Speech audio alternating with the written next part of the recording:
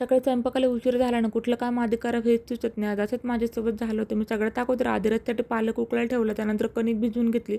आज मला पालक पनीरची भाजी करायची होती, त्यासाठी मार्केटमधून येताना पालक घेऊन आलो, तिथं निवडून ठेवला. मी पालक पनीरची भाजी कशी करते तुमच्यासोबत शेअर करते. मी सगळ्यात अगोदर कढईत कट केलेले टोमॅटो घेतले, त्यामध्ये थोडी हिरवी मिरची टाकली, ते परतून घेतलं. त्यानंतर त्यात स्वच्छ धुवून कट केलेला पालक ॲड केला, तो मिक्स थोडासा परतून घेतला. त्यानंतर एका वाटीमध्ये दूध घेतलं, त्यामध्ये थोडी लाल मिरची, काळा मसाला आणि धना पावडर टाकून ते मिक्स करून घेतलं. त्यानंतर कढईत थोडं तूप, त्यामध्ये लसूण आणि जिरे टाकून ते तडतडून घेतले. त्यानंतर दुधातलं मिश्रण टाकलं, ते थोडं परतल्यानंतर त्यामध्ये पालक ॲड केला. त्यानंतर त्यामध्ये मीठ टाकलं आणि पनीर टाकून भाजी मिक्स करून घेतली. मी पालक पनीर असं बनवते, तुम्ही कसं बनवते मला कमेंट करून नक्की सांगा.